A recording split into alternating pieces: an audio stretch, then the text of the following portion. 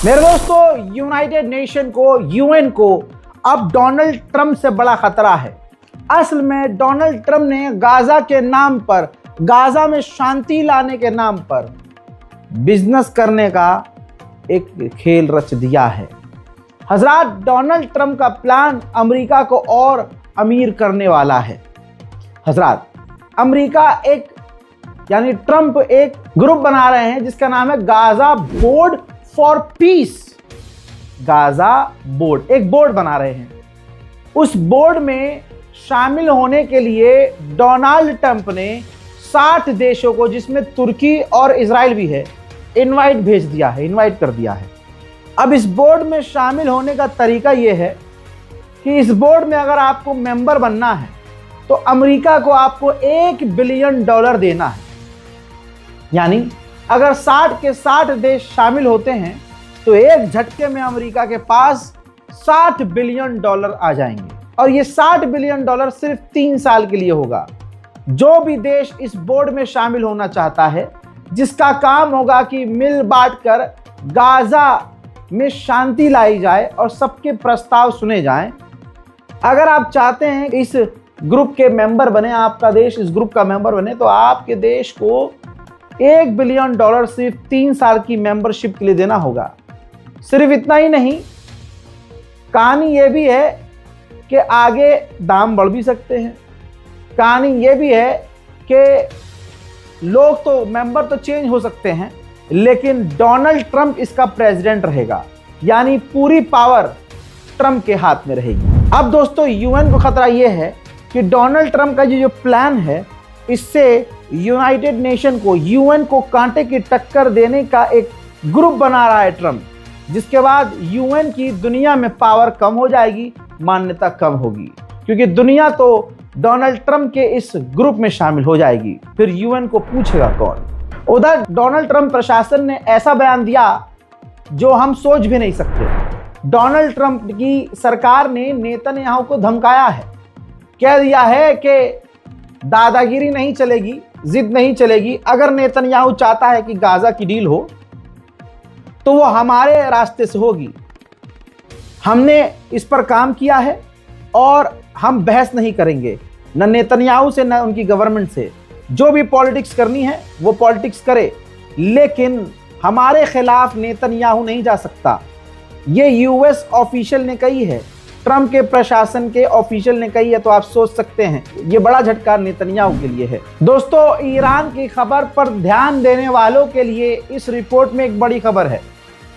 खबर यह है कि इजराइल के लिए जो एम्बेसडर था, पुराना वाला पूर्व एम्बेसडर, जो एक बड़ा पद था जिसके पास, उसने खुलासा किया है कि डोनाल्ड ट्रंप खामनाई को मार देंगे। उधर ईरान ने जानकारी शेयर की है और तस्वीर भी, सबूत भी शेयर कर दिया है कि जिसके अंदर साफ देखा जा सकता है कि प्रदर्शनकारी ईरान के अंदर हथियार भी लेकर आए थे। जाहिर सी बात है, बॉर्डर के इलाके से स्मगल करके हथियार लाए गए थे। अमरीकी अखबार क्या दावा कर रहा है? अमरीकी अखबार कह रहा है कि डोनाल्ड ट्रंप हमला करने वाले थे, बहुत करीब थे। भले ही ट्रंप की सरकार के ही नेता लोग मना कर रहे थे, साथ ही मना कर रहे थे कि मत करिए, लेकिन एंड मौके पर ईरान के विदेश मंत्री का ट्रंप के एनवॉय को, अमेरिका के एनवॉय को मैसेज आता है कि हम जो कल 800 लोगों को फांसी पर लटकाने वाले थे, हम वो रद्द कर रहे हैं फांसी। जिसके बाद डोनाल्ड ट्रंप पीछे हट गए। अब इसमें क्या सच है क्या झूठ, ये अमेरिका के अखबार में छप गया है।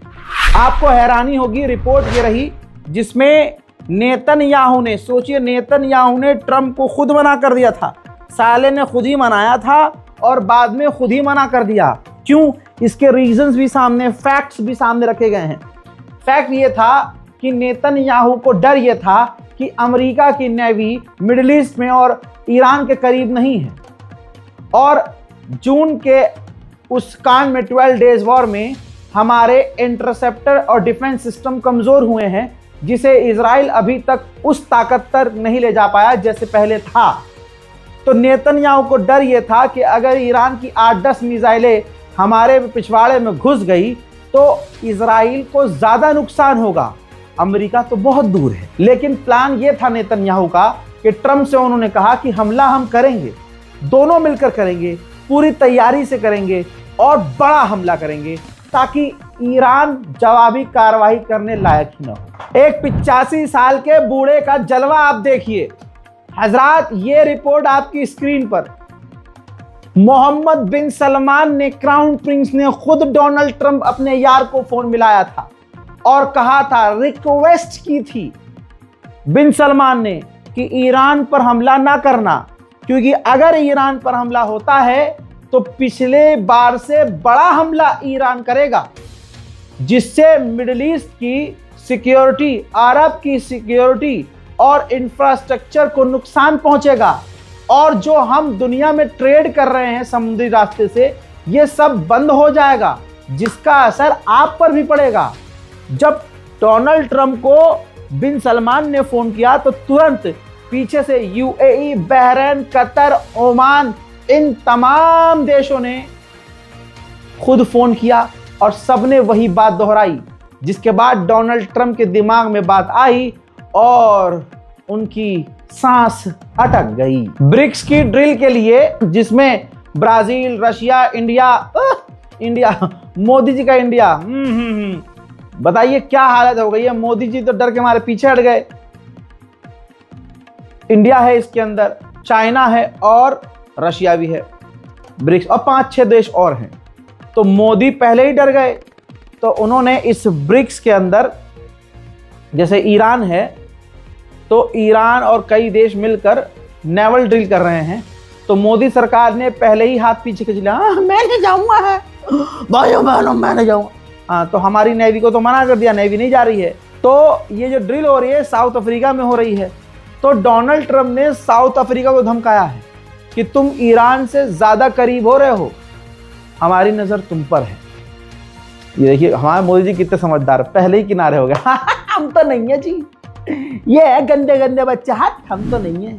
अल्हम्दुलिल्लाह उधर ईरान में धीरे धीरे सब कुछ नॉर्मल हो रहा है। कई जगह पर इंटरनेट दोबारा से चालू कर दिया गया है। 7 दिन बाद, 7 से 8 दिन बाद अब ईरान कहीं कहीं स्कूलों को खोल रहा है। हजरात, झुका नहीं पाए 85 साल के बूढ़े को ईरान। मैं तो आपत्तिजनक वर्ड भी नहीं बोल, मैं तो गरिया भी नहीं सकता। एक तरफ सुप्रीम लीडर का नाम और दूसरी तरफ में नहीं, लेकिन तुम वही हो, वही जिस वर्ड के बोल जाने पर बीप लगानी पड़ती है। हजरात, इतने जलील हुए अमेरिका के समर्थक, और मजा तो भारतीय अणुओं को देखकर आ रहा है भाई साहब। कुत्ते के पिल्ले की तरह करते, तो कुत्ते के पिछवाड़े पर लात मार दो ना और कुत्ते करते हुए निकलते हैं, ऐसी हालत हो गई है कुत्तों की। जो मोदी जी का पालतू कुत्ता, बहुत मजा आ रहा भाई साहब। आप सोचिए, ब्रिटेन में मजेदार कहानी है। ब्रिटेन में मैंने तस्वीर दिखाई भी थी। ब्रिटेन में ईरान के दूतावास पर भाई झंडा लगा था ईरान का।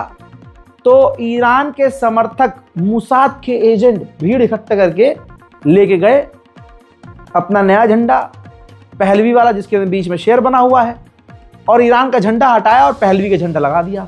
वीडियो वायरल हुई दबाकर, और ब्रिटेन सपोर्ट कर रहा था इस प्रदर्शन को और खुद ही छूट दे रहा था, चलो चलो करो करो। अब जब डोनाल्ड ट्रंप फेल हो गया तो ब्रिटेन की उसी गवर्नमेंट ने उन कई लोगों को गिरफ्तार कर लिया जिन्होंने उनके मुल्क में मौजूद ईरान की एम्बेसी का झंडा बदला था। गौप गौप गौप गौप गौप। मेरे दोस्तों, अब यहां तक तो मैंने आपको खबर दे दी ईरान की भी और मिडिल ईस्ट की भी। अब थोड़ा यूक्रेन और रूस की भी सुनते जाइए। मैं नहीं चाहता कि एक और वीडियो का इंतजार करें। यार आप मेरे पास आओ, काहे का टाइम बर्बाद करूँ आपका। देखो इसी में मजा लो आप। बस चैनल को सब्सक्राइब कर लीजिएगा और अपने साथी, आपका दोस्त इतना हरामी है, 2-2 फोन चला रहा है लेकिन एक भी फोन में सब्सक्राइब नहीं है। सब्सक्राइब कीजिए। अगर ये आप काम करेंगे 15 लाख रुपए मैं दूंगा आपको। मोदी जब दे देंगे ना 15 लाख रुपए मुझे, हाँ मेरे घर में जितने लोग हैं सबको मिल जाएंगे 15-15 लाख रुपए, तो वो मैं पैसे आपको दे दूंगा। ये उतना ही सच है जितना हमारा देश का प्रधानमंत्री सच्चा है। खैर, अब रूस का मामला सुनिए। इधर इस साइड आ जाइए। अब रशिया और चाइना बिजली, तेल, गैस सब ले दे रहे थे। चाइना रूस से बिजली खरीद रहा था। अब रशिया ने थोड़े दाम वाम बढ़ाए होंगे और भाई टैरिफ वैसे लगा रखा है अमेरिका ने, तो चाइना ने बात नहीं बनी, तो चाइना ने रूस से पूरी तरह से बिजली लेना बंद कर दिया है। उधर रशिया के कई सारे ड्रोन मोल्डोवा के अंदर मिले हैं, उड़ते हुए भी नजर आए हैं और उनका मलबा भी मिला है, जिसके बाद मोल्डोवा में हड़कंप मच गया है। उधर इटली ने रूस के खिलाफ सबसे बड़ा कदम उठाया। तस्वीर आपके सामने, रूस के एक बड़े टैंकर को इटली ने सीज कर लिया है, जिसके अंदर 33,000 टन, बताया जा रहा है 33,000 टन लोहा मौजूद था। पूरी तरह से जहाज समेत माल को भी सीज कर लिया गया है। उधर रशिया डोनेट्स्क से पीछे नहीं हट रहा है, डोनेट्स्क पर लगातार रूस की बमबारी जारी है।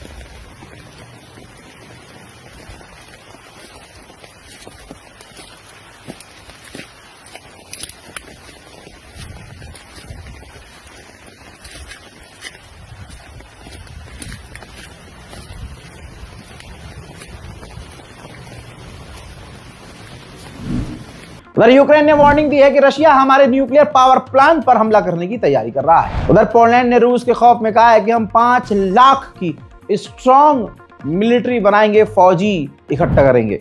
इटली के डिफेंस मिनिस्टर ने इटली में खड़े होकर कहा कि यूक्रेन कभी नहीं जीत सकता। यूक्रेन जीतने की कोशिश कर रहा है लेकिन वो जीत नहीं सकता। उसके लिए जीत यही है कि अभी तक वो टिका हुआ है, वरना वो जीत नहीं सकता किसी भी हालत में। यूक्रेन को बिजली देने के लिए जर्मनी ने 60 मिलियन यूरोज का ऐलान किया है। यूक्रेन के खार्कोव के इलाके पर रूस की मिसाइल का बड़ा हमला।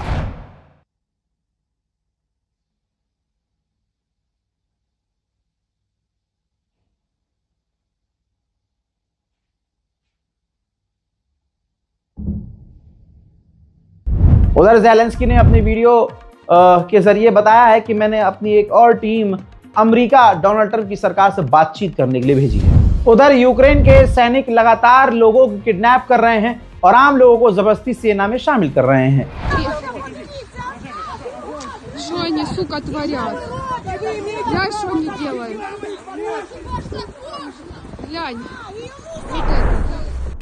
हजरात, ज़ेलेंस्की ने बड़ी बात कही एक वीडियो में। उन्होंने कहा कि यूक्रेन और अमेरिका अभी भी दोनों एक तरफ नहीं हैं, अभी भी हमारे बीच में कई मतभेद हैं डील को लेकर, लेकिन ये सोचना चाहिए कि जंग के बाद हम नंगे ना रहें, हम सड़क पे ना रहें, हमारे पास भी कुछ होना चाहिए।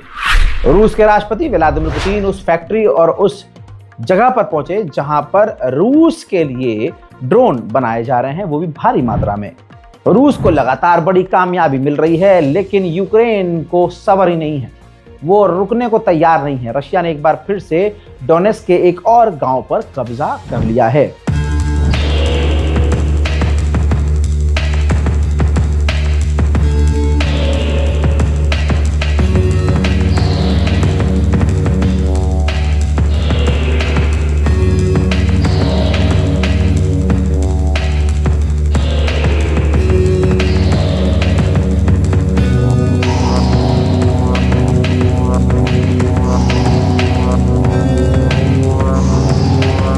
हजरात, इटली और फ्रांस राजी हैं व्लादिमीर पुतिन से बात करने के लिए, लेकिन बर्तानिया राजी नहीं है, जिसकी वजह से बात आगे नहीं बढ़ पा रही है। उधर रशिया ने ऐलान कर दिया है कि यूक्रेन के बड़े शहर पूरे कुपियांस्क पर हमने कब्जा कर लिया है। यूक्रेन को लगातार बड़े झटके मिल रहे हैं।